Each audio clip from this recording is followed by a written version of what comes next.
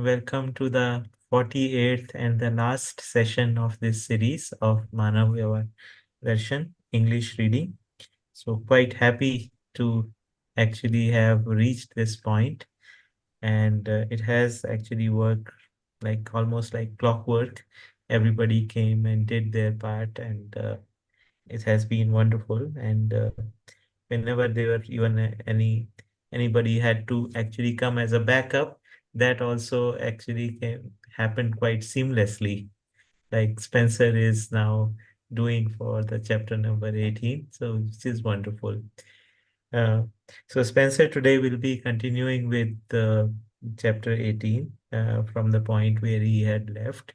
And after that, we will have a some time we will spend to actually take a feedback about this whole exercise, and also way forward your suggestions on how we can actually move further. What ideas you have for um, for the future? Yeah. So welcome again, and Spencer, please lead us through the session. Okay, thank you.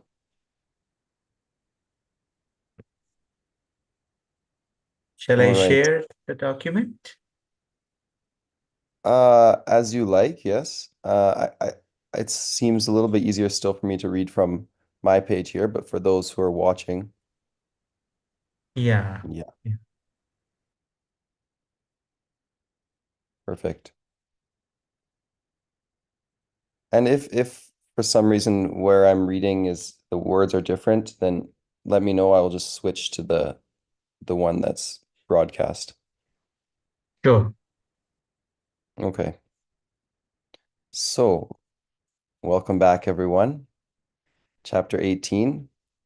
This is the third session I have reading chapter 18. It's been quite a long chapter.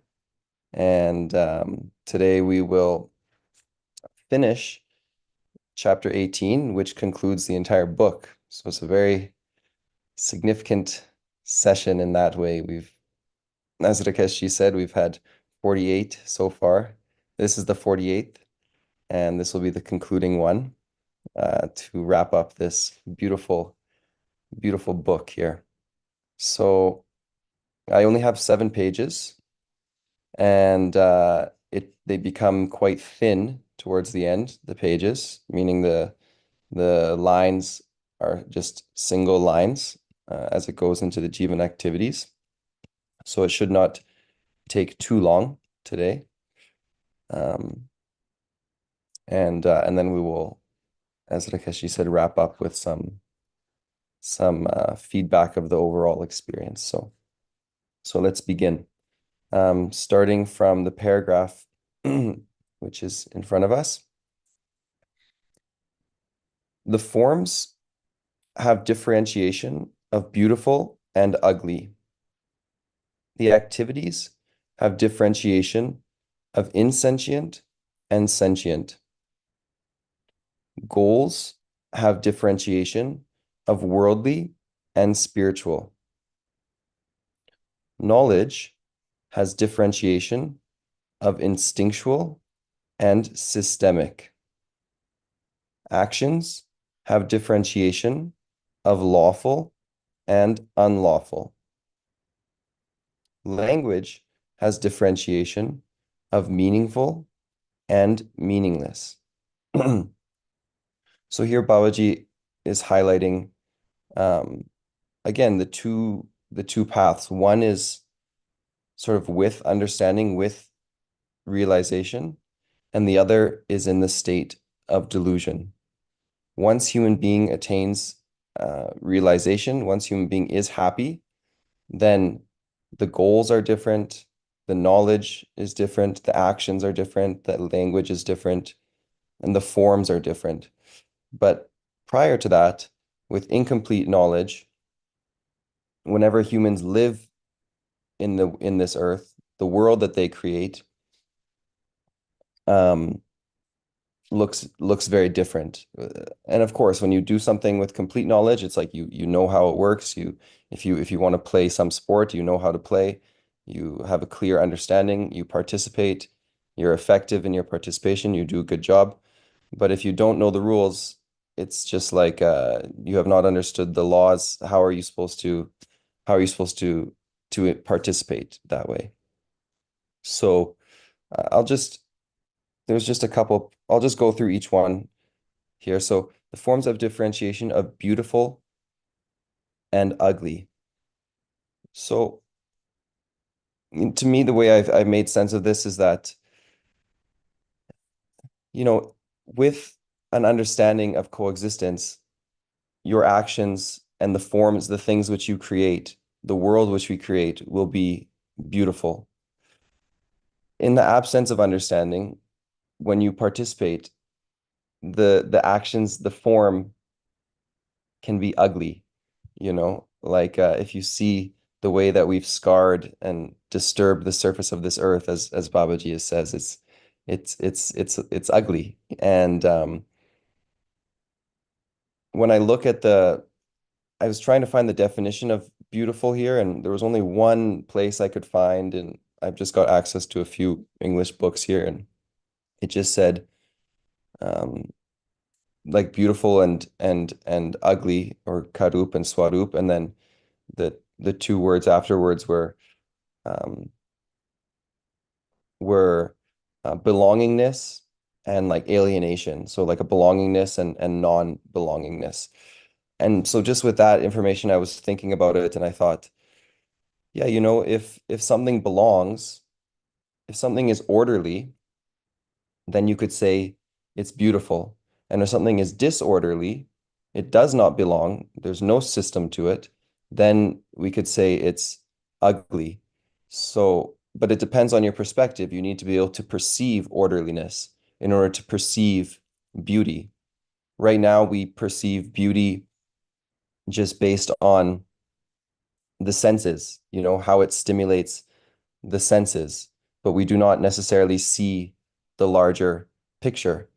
And I was thinking, for example, if you go to an antique store, you might be able to buy a beautiful, according to the eyes, a beautiful glass vase, you know? It's the colors and the shape. It can be very systematic, orderly, it can have nice proportions.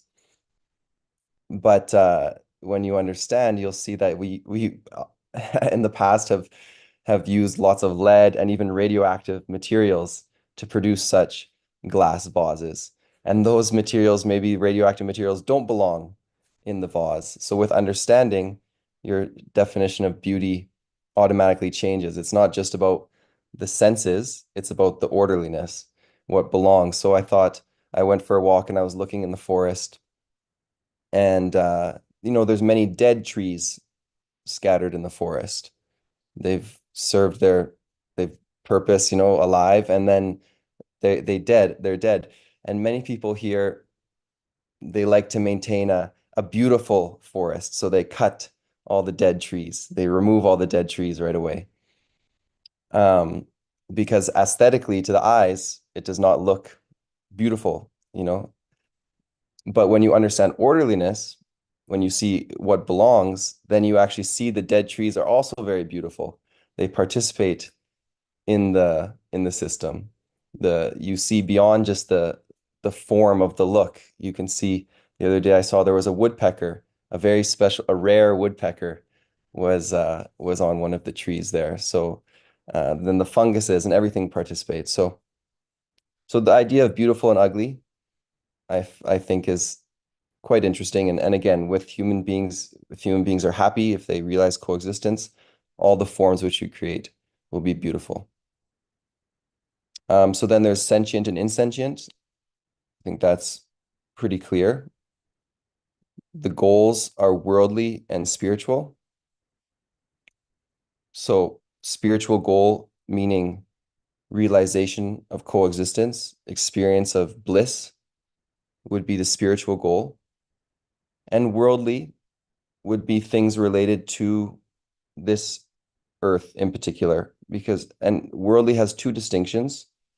When I looked into it, worldly is one goal is worldly instincts would be according to the senses, according to five senses, just pursuit of material consumption and believing oneself to be body, material consumption, and that can be one worldly goal.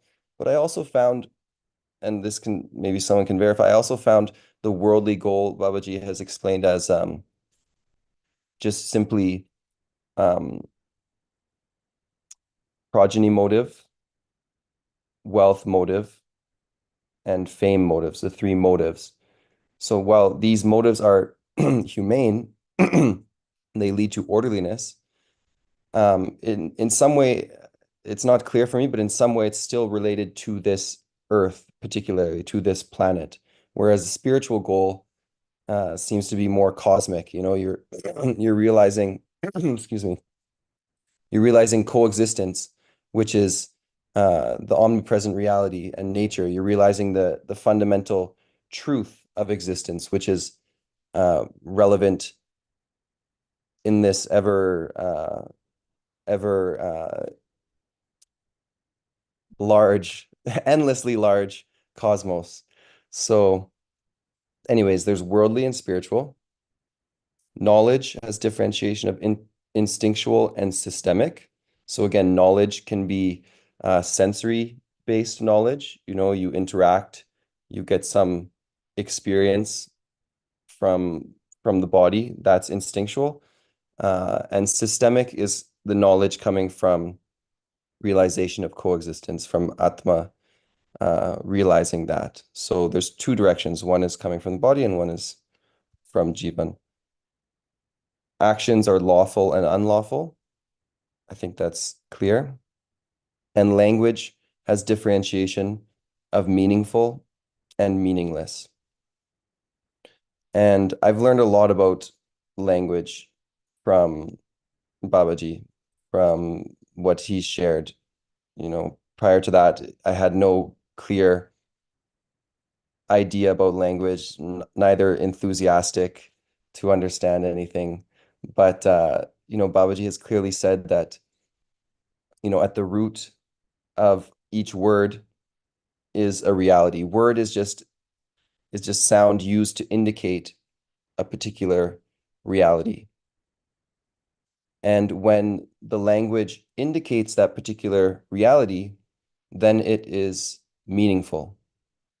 And if it does not indicate a particular reality, if it's vague, or it does not, or it's implying something which does not even exist, then that would be meaningless language. And when I was in the past few days, I actually came across a concept which I found quite interesting. Um, I didn't know this word. Maybe you know this word. It's called syntax. And syntax is basically just the set of rules used for forming coherent sentences.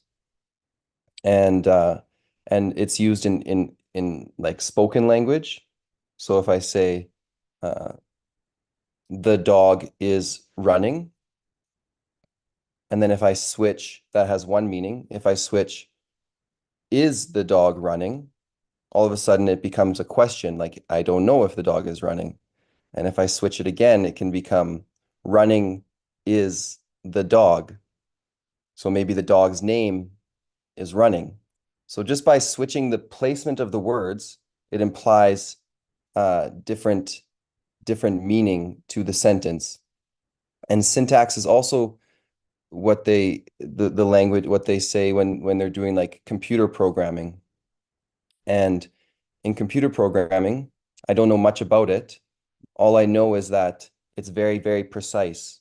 If you want to create a website and you want to create a line of code, every single symbol, every single left bracket, right bracket, word, space, dash, every single symbol and word indicates a very specific action or meaning. You cannot just put in random things into your computer programming. And if you create a program, if you create some lines of code and just one thing is off, just one bracket or one dash, one thing which indicates some sort of activity, then you will have what's called a syntax error, which means the code cannot be read properly because it needs to be very systematic.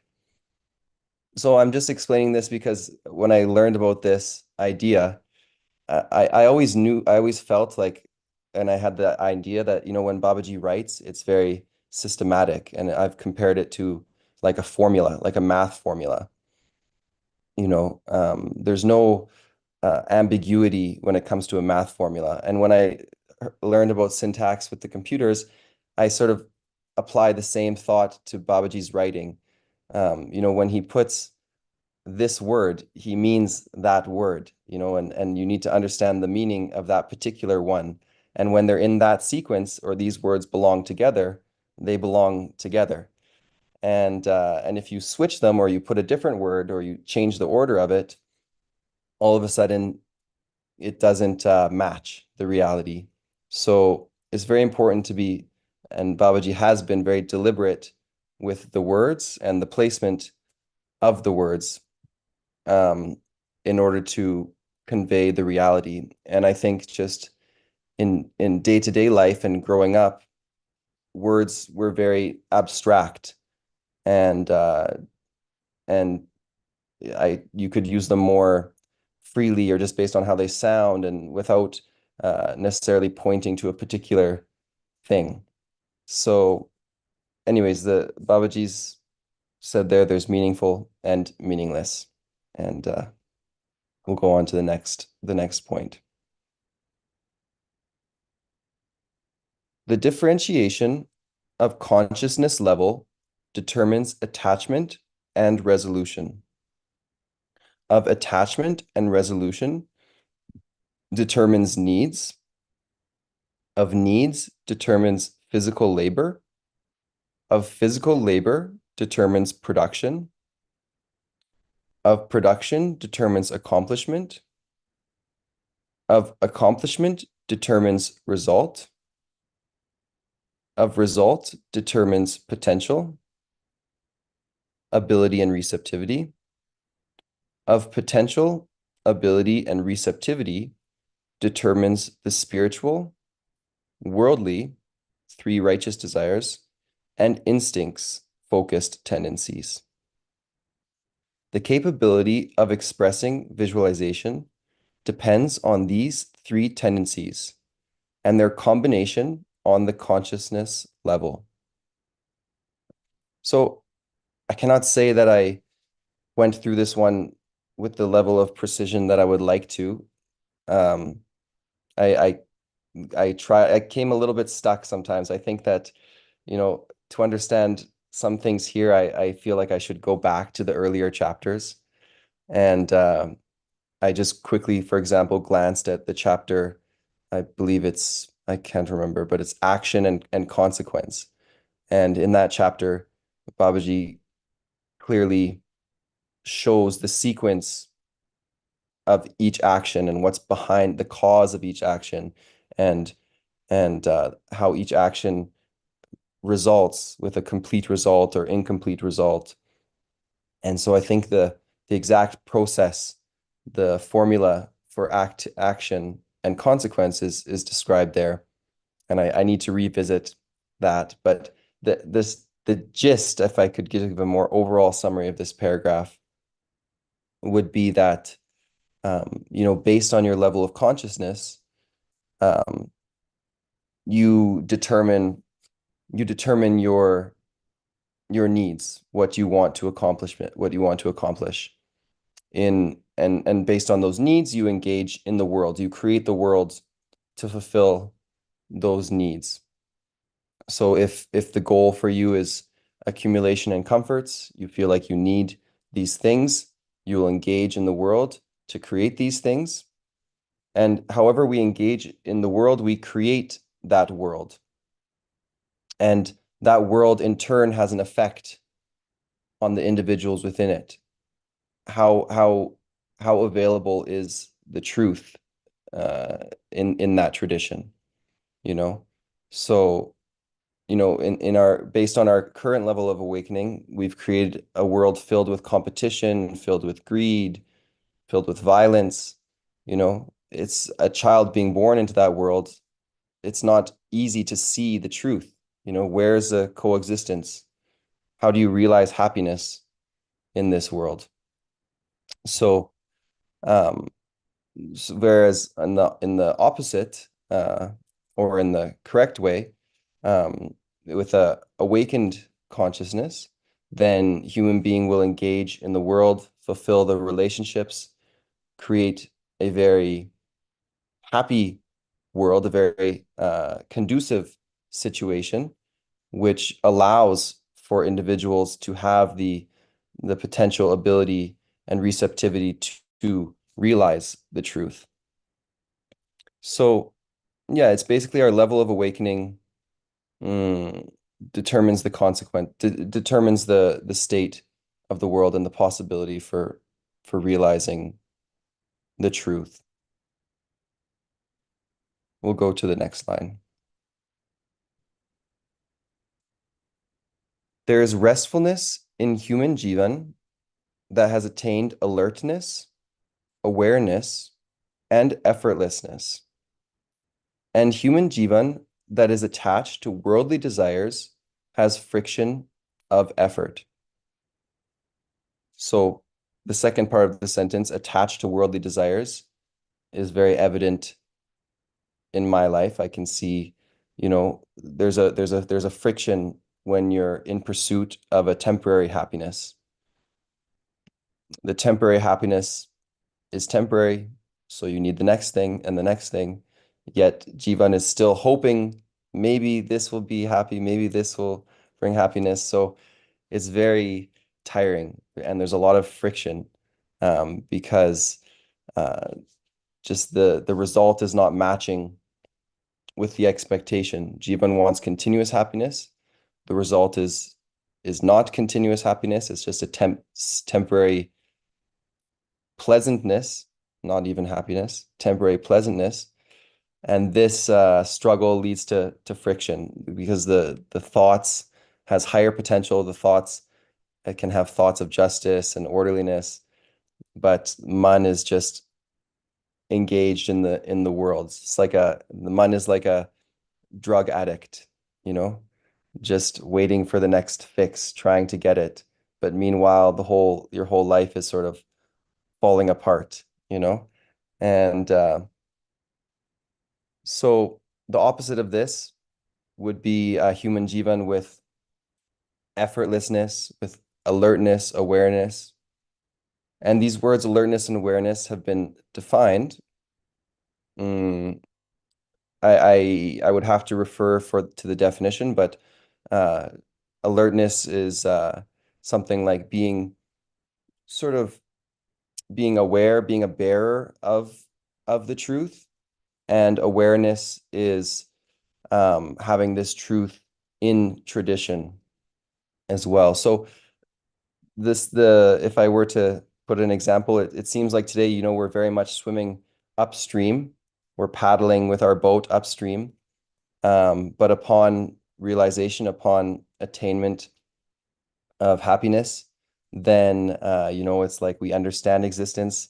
We set up a sail on our boat, and we let the wind and the flow just take us down the stream. So much more effortless, much easier that way. Next line.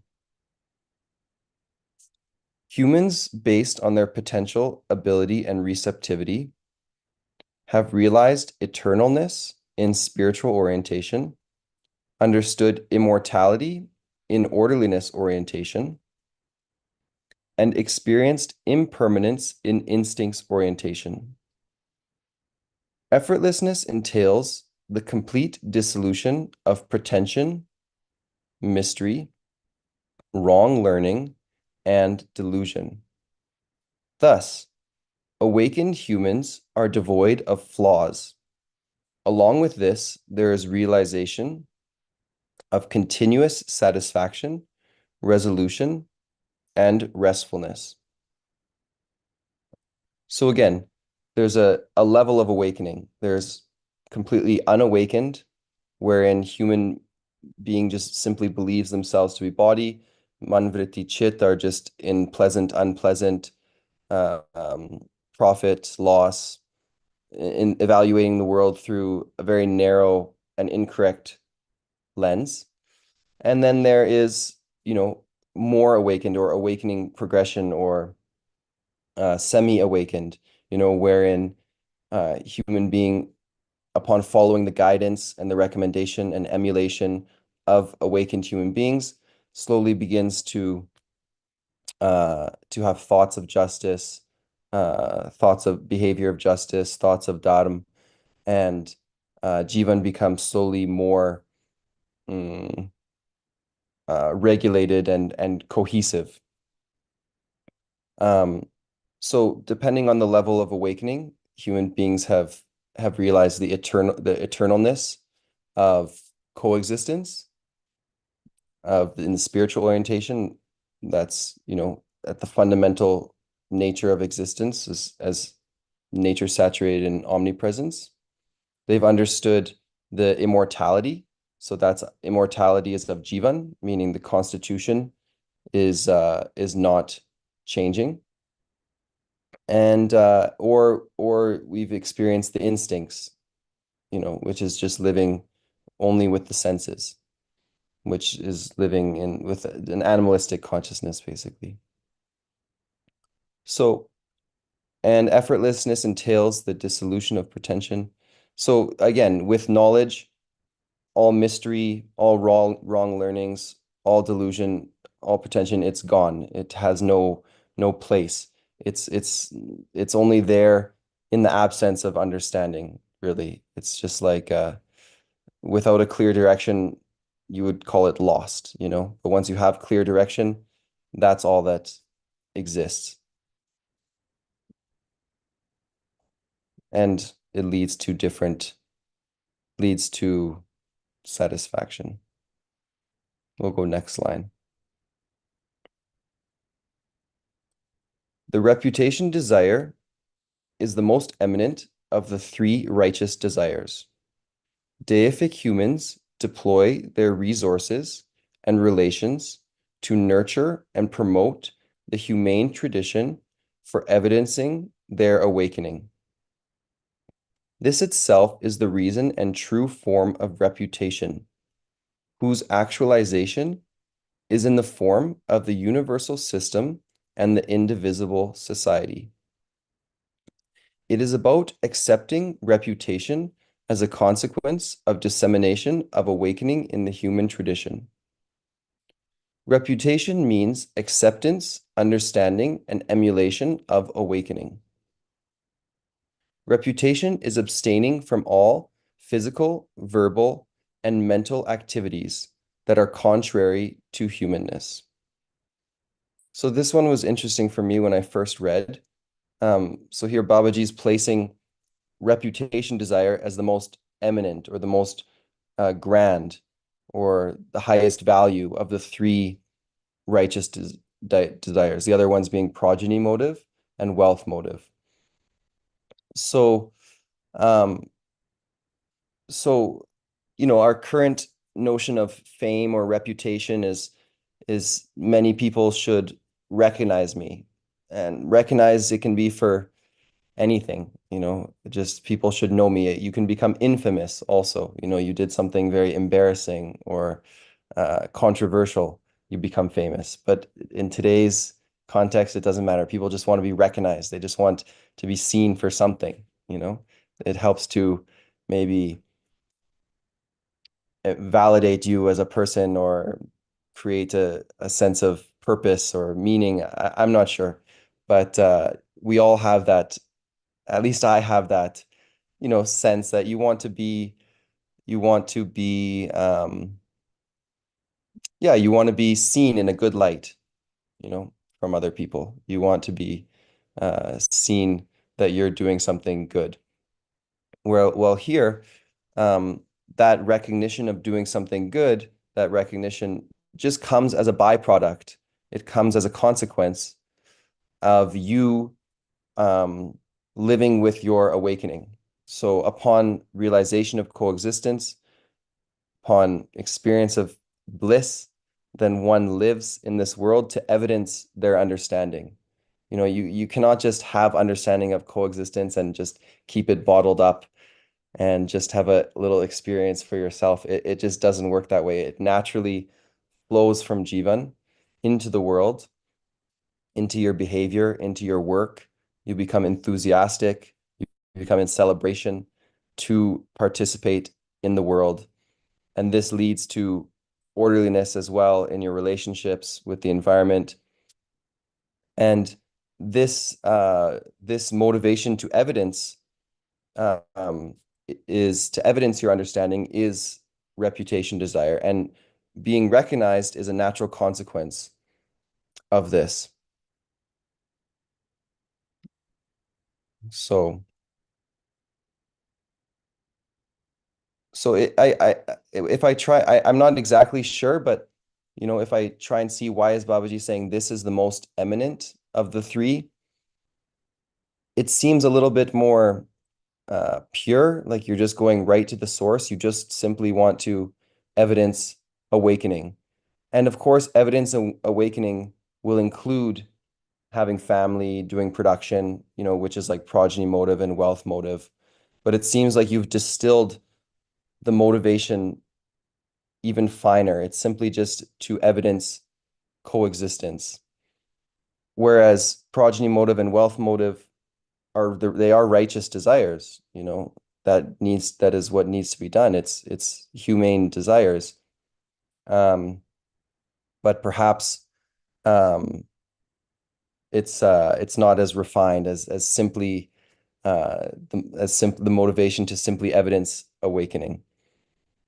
Yeah, I I would think like to. uh, I agree with what you are saying. Like basically, all the three righteous desires, be it progeny desire or or the wealth desire or the uh, reputation desire, they are meant for human tradition, right? Without them, it's not possible to actually bind the human tradition. So these are the ways of binding human tradition. Now, this is called the reputation desire is considered most eminent because it is the way of spreading knowledge, right?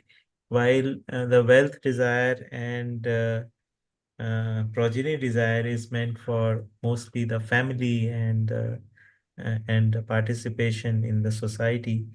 The reputation is of knowledge. Like, so always when you actually work for spreading the awareness or understanding, so that's the reason why Babaji is calling that this is the most eminent.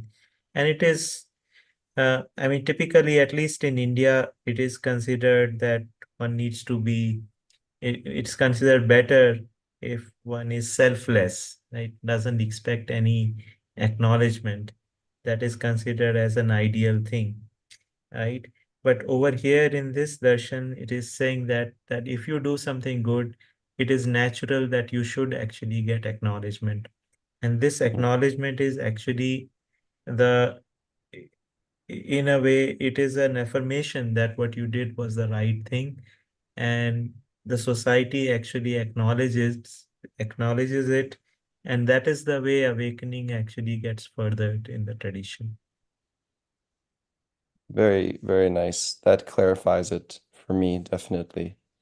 Thank you. So continuing, all four instincts are in the purview of sensory gratification. Since death of the gross body is inevitable, there is no continuity of gratification from instincts. So this is pretty clear. Sensory gratification is is just a temporary. The body is temporary as well. So there's no continuity of happiness from there. Next line. Ascertaining the objective of humane tradition leads to endeavors. Endeavors leads to use and right use of resources. Use and right use of resources leads to consequence as resolution. Consequence leads to realization of human purpose. And realization of human purpose leads to accomplishment of the objective of humane tradition. This is the cycle of completely awakened human tradition. So similarly to the paragraph a couple paragraphs ago, I have not got it as much clear in my mind as I would like to. But if I could say overall, it seems like, you determine the human purpose, let's say resolution, prosperity, fearlessness, coexistence. This is the aim which you want to achieve as a human being. Naturally, you will deploy your resources, body, mind, wealth to accomplish this. Upon accomplishing it, upon attaining resolution, upon attaining prosperity in the family, upon many such families attaining resolution and prosperity and fearlessness becoming established in the society, and ultimately coexistence becoming established on the planet, then this also has a consequence. I believe the consequence is, yes, the consequence, you participate, the consequences is in the world, with consequences also reflected back into you. Now, this is the world which you see. And this is accomplishment of the human objective. So, it seems like you have an objective, you pursue it, you accomplish it, and that accomplishment means you accomplish the objective. So it seems straightforward, which means I probably haven't got it fully, but we'll move on.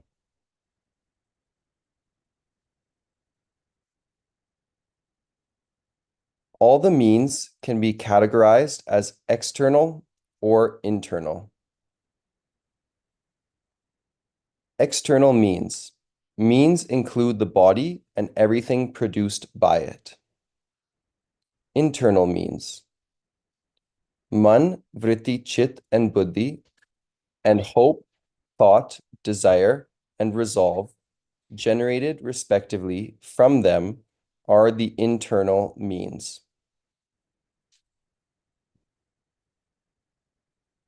So the means are all that's available to you for attaining realization.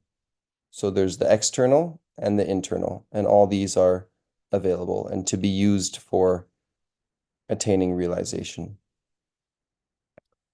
The body's aim is man. Man's aim is vritti. Vritti's aim is chit. Chit's aim is buddhi. Buddhi's aim is atma. And atma's aim is evidence of realization in coexistence. Aim, that whose accordance is to be achieved. Means, the necessary usage, solution, and objects for achieving the aim. Seeker, one who uses the means for achieving the aim. So again, we have the means, which are external, the body and everything produced from it. And we have the internal, man, vritti, chit, and buddhi. And all together, they are meant to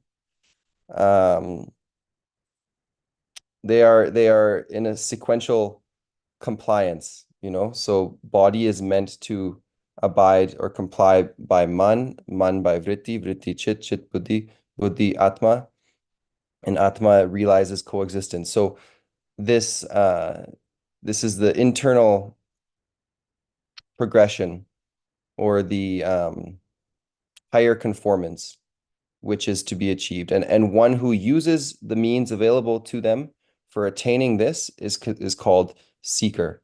So you're a seeker if you are if you're using your means for this aim, to achieve this aim.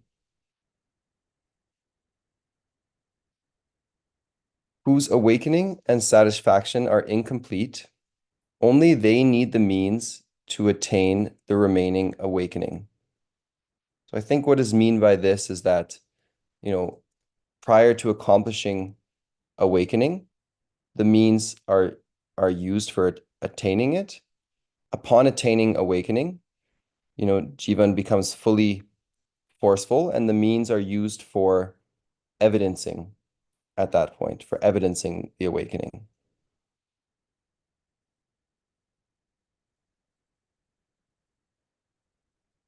The complete development of Atma as transparence of knowledge is in the realization in coexistence. The complete development of Buddhi is by accepting signals of Atma. The complete development of Chit is by attaining the potential of creative visualization according to the signals of Buddhi in the presence of truth's realization. The complete development of Vritti is by accepting the signals of Chit, i.e., from the ability to generate thoughts of Dharma, and the complete development of Man arises by acquiring the receptivity for just behavior upon accepting the signals of Vritti. So based on this paragraph, you can see that the completeness of each activity is when it is able to conform or accept the effect of the higher. So when Buddhi is able to accept Atma, then it is its highest development, or it's complete. When Chit is able to accept the understanding of Buddhi based on the knowledge of truth in Atma, then Chit is complete. Vritti similarly, and Man similarly. So it's about accepting of the higher and accepting the influence of the higher. And it sort of makes sense to me because, in Jivan, ultimately, you want Jivan to be Madhyast. Madhyast means it's being, regulated. The Samvisham becomes regulated, and the regulation happens from the nucleus, from Atma itself. So that Madhyast needs to become fully forceful in Jivan. I suppose you could say it's partially forceful today in the sense that Jivan stays together as a unit. The particles have not dissipated. There's a continuous, in fact, it's eternal. But in order for Madhyas to become fully effective, the activities need to recognize and accept the effect of Atma. And so this paragraph, the reason I just share that is because next we're going to read some of the activities of Jivan. The full activities are listed in a final appended at the end of the book. Here, Babaji has gone through some of the main activities, or just an overview of the activities. And yes, it's a little bit tricky to grasp for me. I will admit it's a little bit difficult. But one sort of sense which I did get is that each activity has two parts. One part is sort of like the acceptance from the higher, an acceptance of truth, an acceptance of understanding. It's accepting that effect of coexistence. And the second one is an evidencing, or bringing that effect into the world. So here Babaji sort of explains that by showing how each activity is in accordance to the higher. So let's continue. Man, Vritti, Chit, Buddhi, and Atma are integral in Jivan. In awakened Jivan, its faculties or activities that become evident in the tradition in the form of strength and power, or state and motion, are as follows. Atma has two faculties. Buddhi has 4. Chitta has 16. vritti has 36, and man has 64. Therefore, 122 activities are found in each human jivan in the form of strength and power, that is, in state and motion. Each person can demonstrate all of the above activities. Now I'll read the activities, and if something I can share, I will share. Otherwise, I'll just read. Evidence in the form of realization and bliss occurs in Atma. Existence and ultimate bliss is a realization within Atma. Realization in existence. The attribute of non-annihilation, eternal presence. Ultimate bliss. The transparence of Atma or realization in coexistence. So these are the two activities of Atma.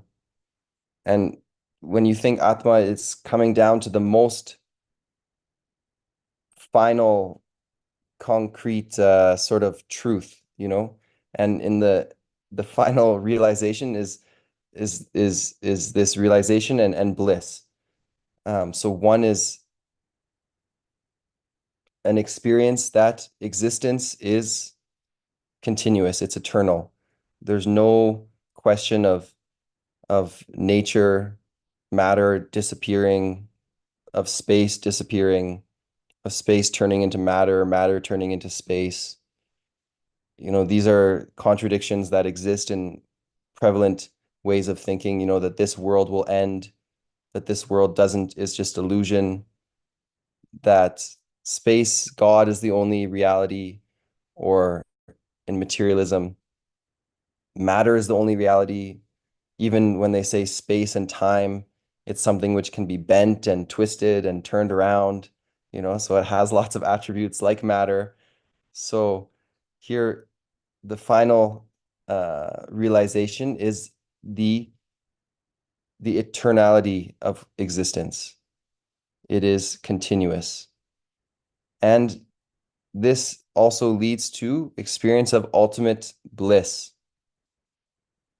And, Babaji says in the first chapter, omnipresence is, I don't remember the exact words, but, it's pure, it's shuddh, there's nothing which is impure in it. And, this leads to bliss. So obviously, if something is pure, the experience of it should be blissful. It should be unchanging, there's not more or less. It's just complete experience. Next line here. The following 4 points are now the activity of buddhi. The complete enlightenment, bliss, the complete enlightenment of mediative activity or enlightenment of Atma. D. Continuity of definiteness. Enlightenment of existence. The capacity of accepting knowledge and its manifestation. Druti. The absence of fear. So again, on one side you have buddhi accepting the reality from Atma, and then you have the expression, the continuity of definitiveness. I believe in the further definitions, it says, like a celebration or a willingness to express. And druti, you have absence of fear. I mean, upon realizing the eternal grandeur of coexistence, fear seems like something very insignificant. You've realized God, the cosmos. It's all there in your experience. So fear is also not relevant. We'll continue. So the following activities are now in chit. So shruti, giving language to knowledge, wisdom and science in the form of reality. Giving language to the knowledge of reality. Smriti, presentation of understanding by way of language as many times as possible. So Jivan has the ability not only to comprehend the existence, but also to now evidence, to put it in the form of knowledge or in language, and that language can be expressed, and others can use that language to also identify the same reality. So this capacity for taking the realization of coexistence and putting it into language resides in chit. And when he says smriti, I believe it's been translated elsewhere as memory. And I was thinking, why is it memory? And it just got me thinking, and I'll just share some of my thoughts, is that, memory is basically, you have a state, like a particular arrangement, let's say in nature, in forms, which is unchanging. So for at least a period of time. So for example, you have a computer memory. It's basically the arrangement of particular switches on and off, on and off, on and off in a particular position. And when you want to recall that memory, you open up the file on your computer, then it can access that position of the switches on and off, on and off, on and off. And you can, because the memory, the devices which we use, to create memory, we use like silicone and metal, and it's very contained and protected. So it does not easily get disturbed, that state. It can get disturbed if it gets heated or broken, or if there's electricity that changes it. But generally, it's very, very stable. So we're able to open that file many, many, many times on your computer. You can keep clicking on this photo, and each time it will appear. Because at the smallest level, there is some arrangement of particles, arrangement of elements, which is not changing. Of course, over time, it will change, and then the memory has become corrupted. You cannot open the file. It might seem like in a human lifespan, a computer memory seems very long and durable, but in existence or on the planet lifespan, maybe computer memory is not so long. So, you could even have like to an extent, there's memory in this pillow. All the particles are maintaining a certain position. If I leave it on the couch upside down, if I come back in 10 days, it will still be upside down. That could be used to communicate something, yes or no answers, based on if it's up or down. So the idea is that there's some form which is unchanging. In reality, the only constitution which is truly unchanging is jivan, constitutional completeness, or it's got eternal constitution. It will never degrade. Whereas everything else, if you try to store memory in anything else, eventually, maybe after 1,000 years, 10,000 years, 1,000,000 years, it will degrade, it will change the form. Whereas in jivan, the activities, the experience, the realization of coexistence, and the understanding that in buddhi that comes from that is truly, truly unchanging. That form will never deteriorate. So the proof of memory is that you can always recall upon it for eternity, So it's really the highest expression of memory is to be able to recall upon that constitution and express it.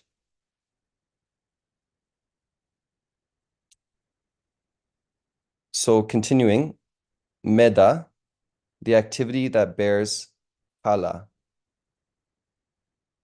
And then there's a couple in between. I don't know if that was intentional or accidental, but meda is linked. If you go two down, then there's kala, the activity of aesthetics with usefulness. So again, meda has elsewhere been translated, I believe, as like intellect and kala as art. So the activity that bears art.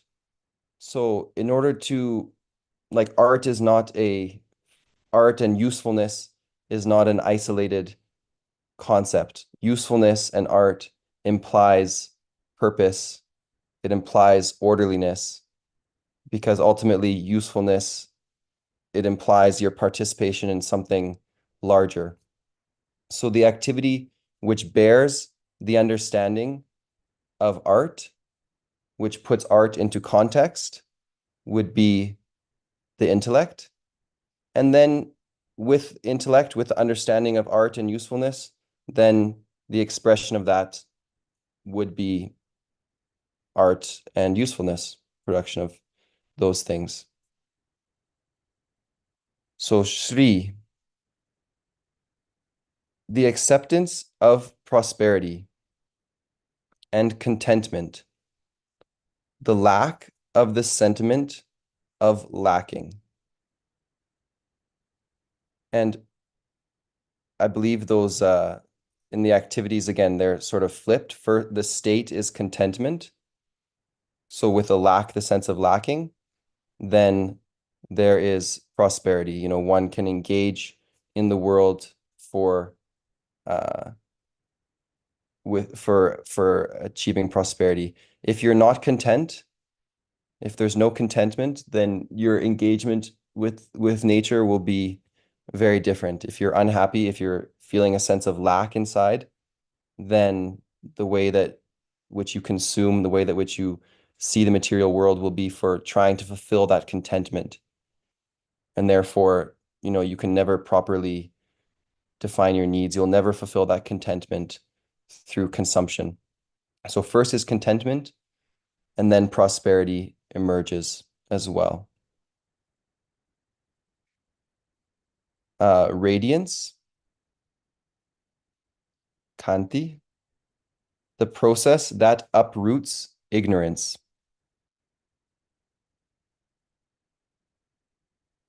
So again, there's a concept of light, you know, in Jivan, which is sort of the ability to recognize. And so radiance is, yes, more ability to recognize and something like that. Desire, awareness about one's wishes and aspirations. This is not specific activity, but this refers to the activities of chit. Then moving on, these are some of the activities of vritti. So learning, accepting reality exactly as it is. Intelligence, the activity of complete acceptance of reality along with mature inference. So again, one seems to be like accepting, you're taking from the higher conformance, you're accepting the reality as it is. And then you are intelligent. You're able to now evaluate based on the reality. When I read this one, learning, you know, because I sort of got a sense that, yes, one is, you know, upon realization, where the activities where vritti is accepting chit, chit accepting good.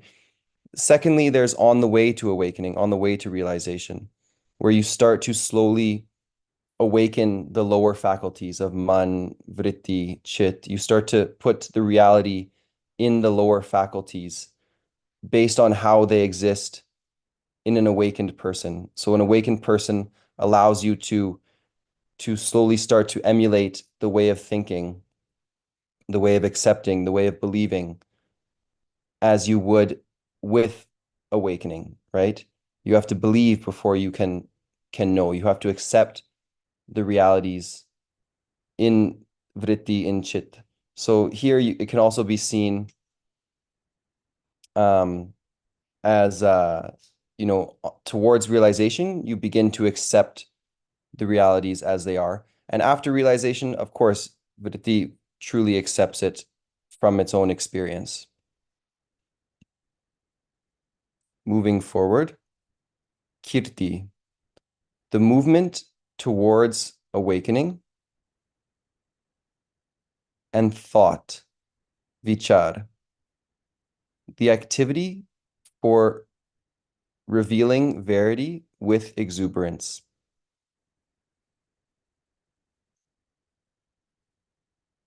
Continuing, determination, continuity of truthful thoughts, and patience, continuity of just thoughts.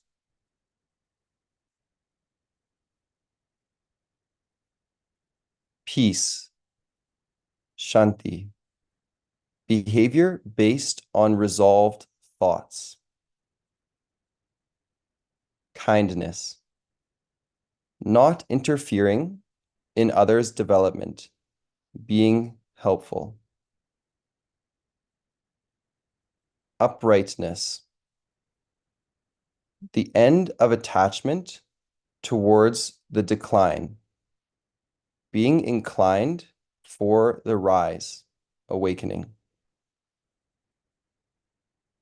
Grace, being helpful for other humans awakening or acquiring of receptivity. Compassion, to inspire for awakening or being helpful for acquiring ability and receptivity for awakening. Enthusiasm, tendency for awakening, celebration, awareness. Imagination, prior form of belief. Being, bhav, bhav. Value, evaluation. Reverence, movement towards excellence.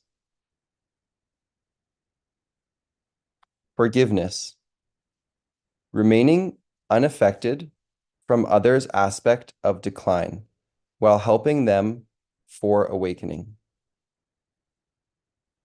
And devotedness, non-dualness in the continuity of delusionless knowledge.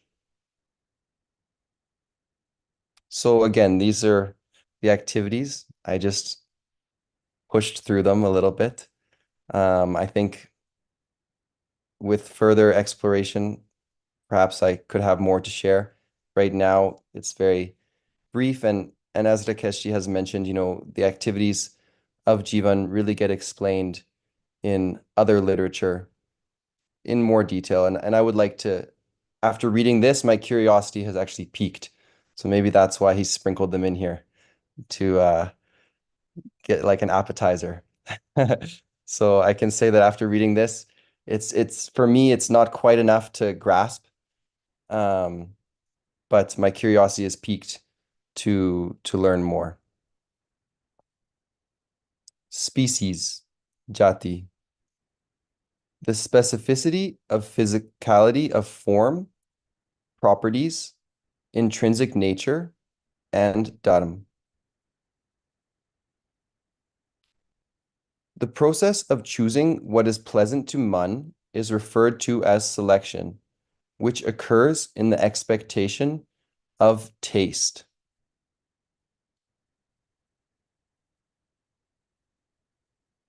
So he does not go into the activities of man, but it's outlined in one line here. that man has selection, which you are choosing things with the expectation of some taste. You want something which you're hoping for. The 8 activities of visualization in Chit: form, attribute, count, time, expanse, effort, motion, result.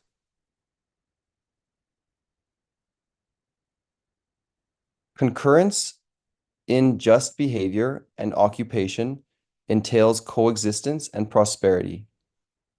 Concurrence in heart and body entails satisfaction.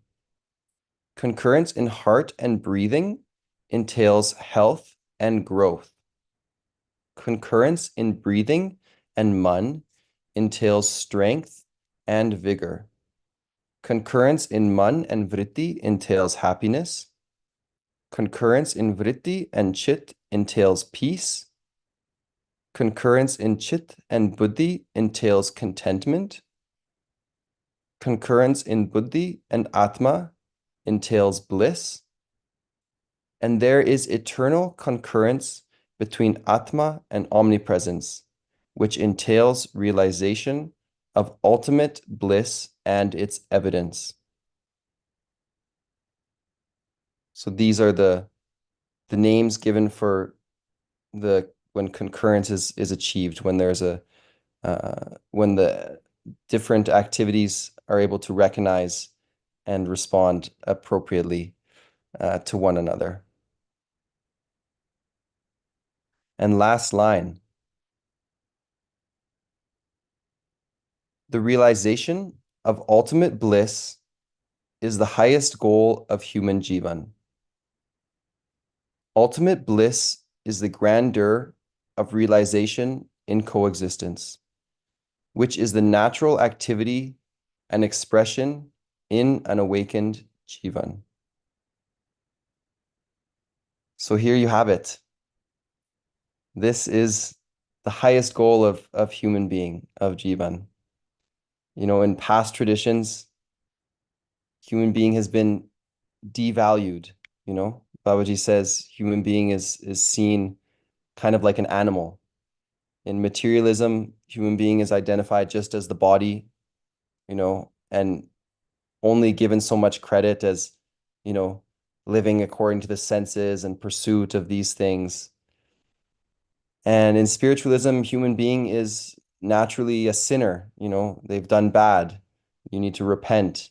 Just by the virtue of being born a human, you're already a problem, you know, and your salvation occurs when you actually are not here anymore.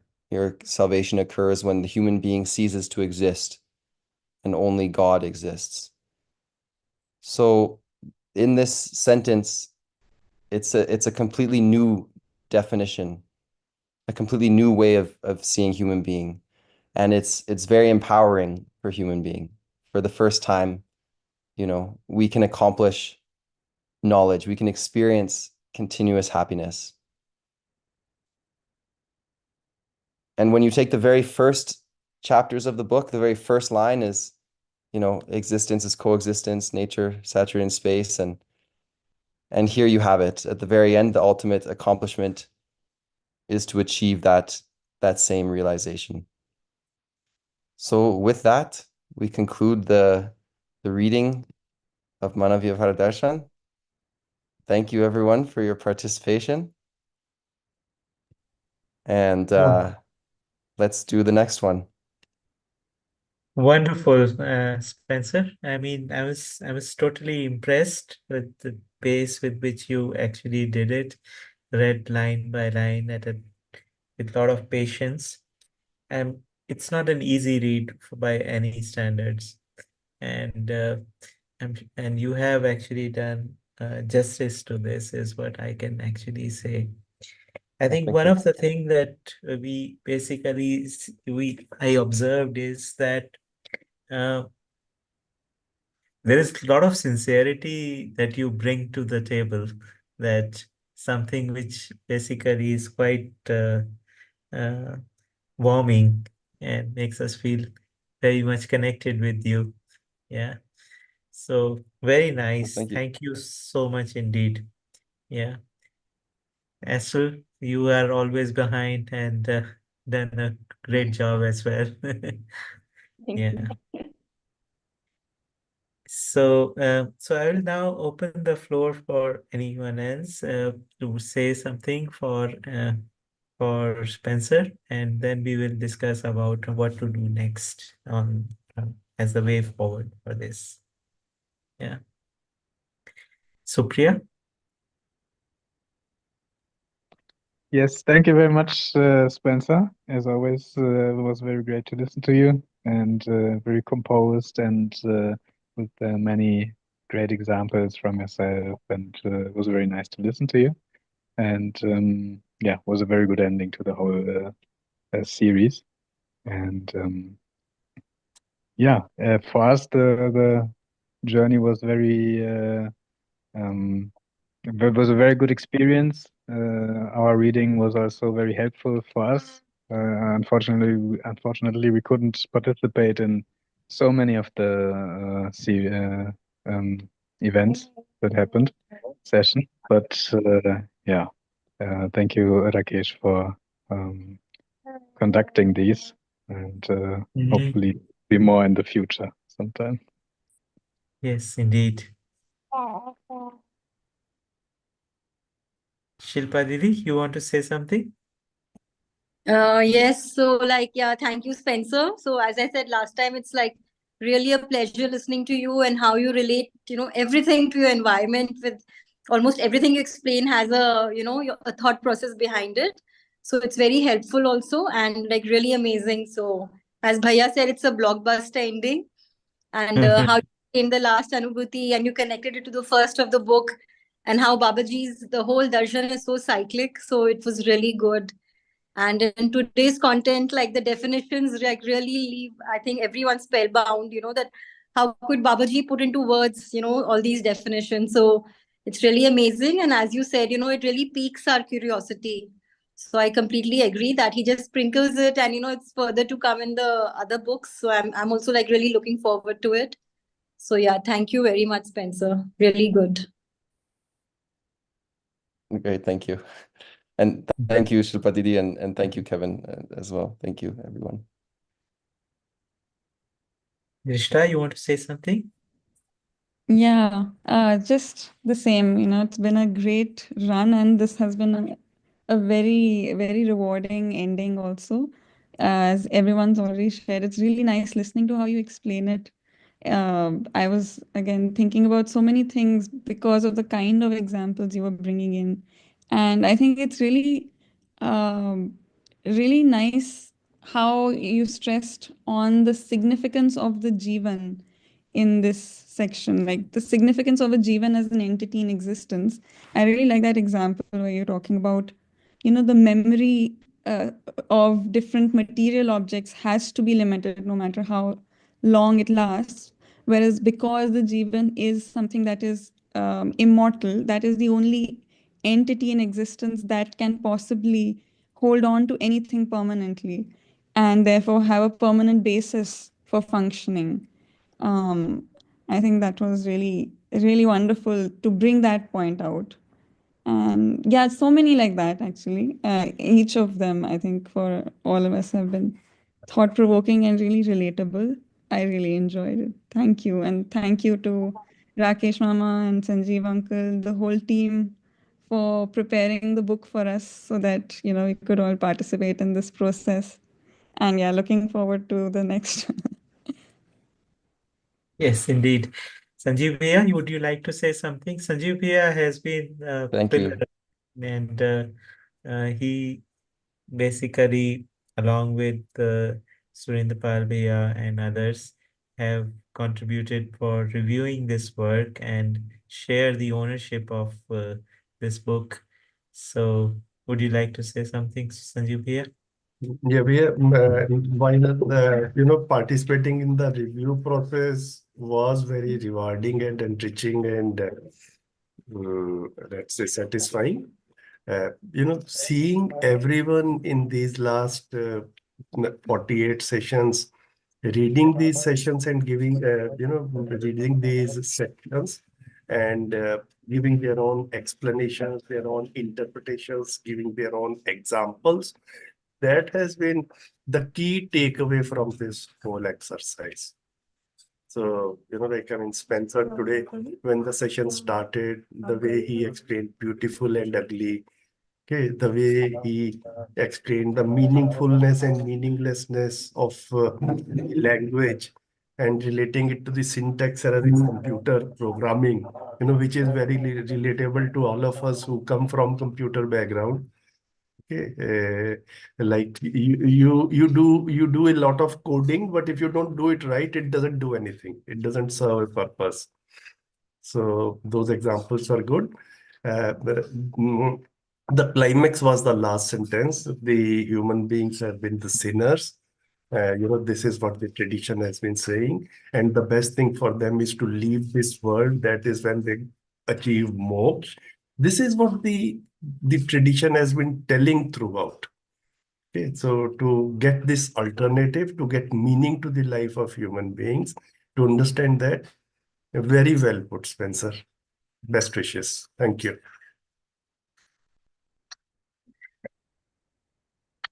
Very nice, Sanjeev Bhaiya. Uh, I want to actually open the floor for some inputs for what we basically do next. Maybe we can have some of those inputs in this meeting, and later can come at this at another time. Basically, we have completed the this book. We have some other books which are at the draft level. Presently, Suren Bhaiya and Sanjeev Bhaiya and others are actually working on reviewing um, uh, the mapping table that is between Hindi and English words choice, and correspondingly we are updating our corresponding books on that. So we could actually take up another book for reading, and what could be other ideas for doing um, for this team is we look forward to your inputs for that. Shilpa Didi, would you like to say something? Yeah, Bhaiya, I would like to start by saying, yeah, like a big thanks to you and the whole team because to give us all an opportunity, like from the youngest to the most veterans, everybody was on this platform. And for you to be so humble to give us a chance, because you've been doing it for years and years, but to see even how, we were, I guess, many a times not presenting it fully, but whatever. So it was a wonderful opportunity for me, and definitely like preparing for the chapter was amazing, like that whole experience. And I felt a certain responsibility in being in continuity, and unfortunately because of the timing, there were many times I could not attend the sessions even though I wanted to. So as for the suggestions, I really don't know what to say because the timing like definitely did not suit me, this timing. But then I don't have an alternative right now because there's so many people involved, like including you. So what will suit you, and you will have to see that. So I don't know really what to say. It was really nice, like the whole range of people presenting, and for you to take a back seat, to give us a chance. So thank you very, very much for that. Rishta, you want to say something? Any ideas?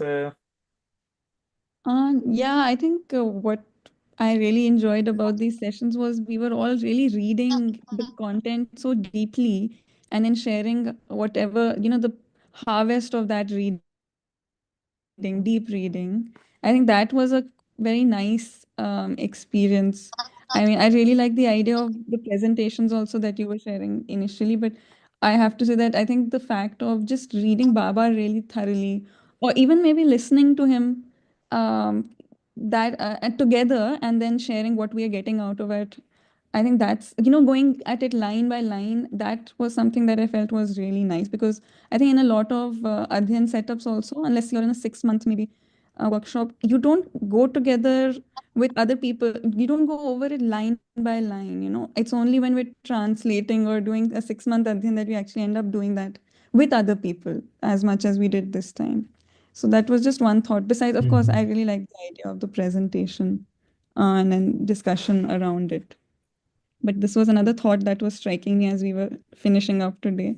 That was something that I really liked in this whole thing. Great. So yeah, so it was, I mean, in the beginning, I was talking to Drishta. We were saying that maybe once in a while we could actually have somebody presenting an idea, like say, for example, on consciousness or the activities of Jivan or anything, in which somebody actually makes a presentation and that is followed by some discussions. And we do it in English so that basically we are making the bridge for the English speaking world for the darshan. So yeah, but I also see the value in doing the reading the Babaji's books in English. So I think that having the books ready is a kind of a background work or that needs to be there. But to actually really make this work reach the people, we need to have uh, Parichaya Shivers, the introductory Shivers in English, and Adhyan also happening in English. So we are some way from there. There are actually some workshops happening. Ashok Bhaiya takes some workshops in English. You, Drishta, you also take part in them. We know that. So that is something which basically needs to increase so that we have a shared vocabulary and a narrative actually developing.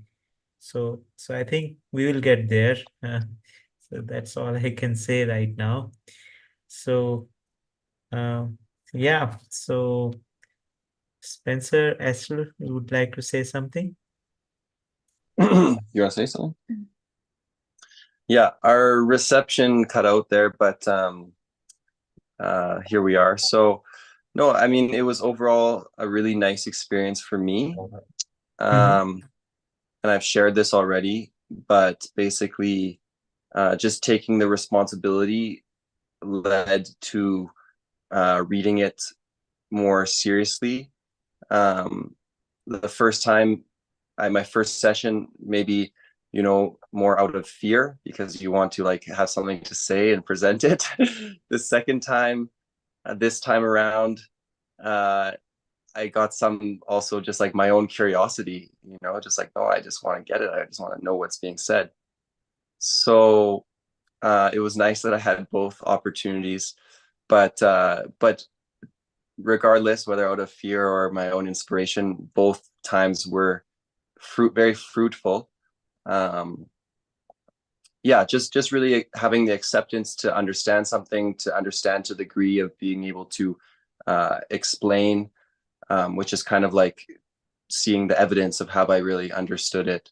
So that experience for myself personally was really good. And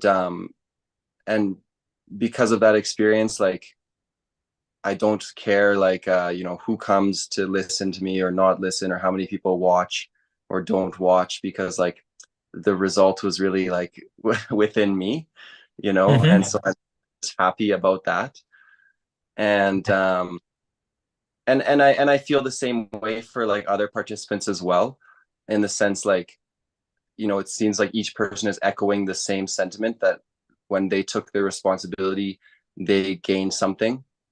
So it's really like it's like a collective, but it's also like I don't want to say selfish exercise, but it's a self-reflective exercise is the word, you know, where we each take some responsibility and we grow together. But it's because there's a little bit of maybe pressure, or there's a system within which we need to participate, that we take that responsibility. If it's just like, okay, I'm just going to read this chapter very detailed just because, it doesn't, maybe might not have the same motivating factor as having a setup and having people who are going to listen and tune in.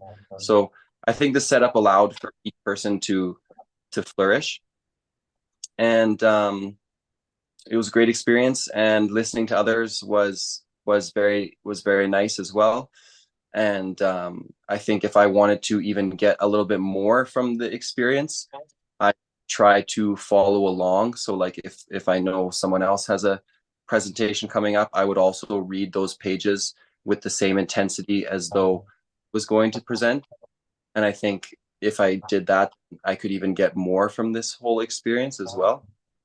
But overall, it's very satisfying. And I also said that it just provided some continuity of the study. And I think finally at the very end here, I got a little bit of self-inspiration and curiosity. So hopefully that can carry forward with reading and studying further. But of course, if we have more of these sessions, then that just helps that process a lot. So yeah, thank you for organizing and orchestrating this. You know, you're like the conductor of the orchestra. It's Thank great. you, Spencer. You've been the star. So thank you, everyone. So we will close today's session, and until we meet again, and another time, another book, or another session. So look forward to talking to you. It's been for 48 sessions, 6 months. We have been like together like a family, knowing each other, expecting to meet each other twice a week. So I'm going to miss that, and I hope that we meet again very soon. Yeah, Gonna be missing it also, so we have to do again. indeed. Thank you so much. Namaste. Namaste. Thank you so much. Namaste.